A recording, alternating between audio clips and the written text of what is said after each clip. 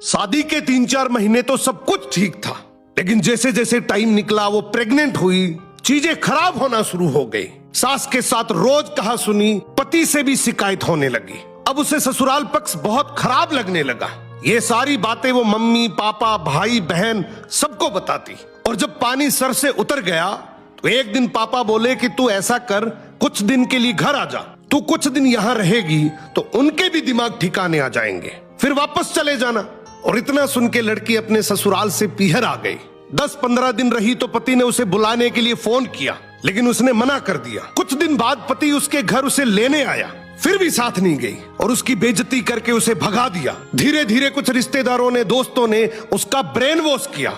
उसे बोला कि अगर तू खुश नहीं है तो तलाक ले ले, तेरा पति ठीक ठाक कमाता है, अच्छा खासा पैसा मिलेगा, फिर मौज करना। इन सारी बातों से भ्रमित होकर लड़की एक दिन कोर्ट गई और लिखा, मेरा पति शराब पीकर रोज मुझे मारता है, मेरे ससुर मुझे गंदी गंदी गालियां देते हैं और एक दिन मुझे मारपीट के नंगे पैर एक जोड़ी कपड़ों में घर भेज दिया।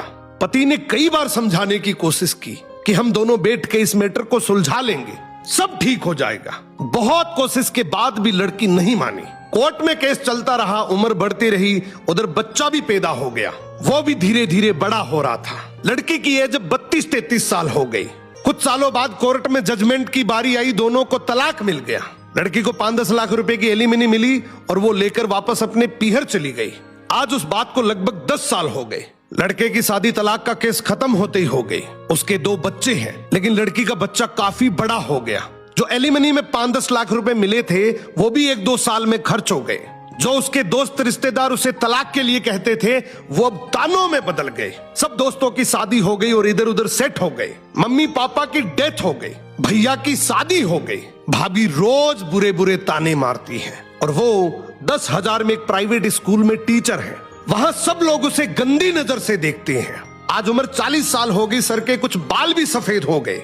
अब कोई शादी भी नहीं करेगा और इसको समझ भी आ गया कि जल्दीबाजी और किसी के कहने पे रिश्ते कभी नहीं तोड़ने चाहिए। लेकिन अब कोई फायदा नहीं है। सो अगर थोड़ा सा एडजस्ट करने से रिश्ता बचता है तो जरूर करना चाहिए।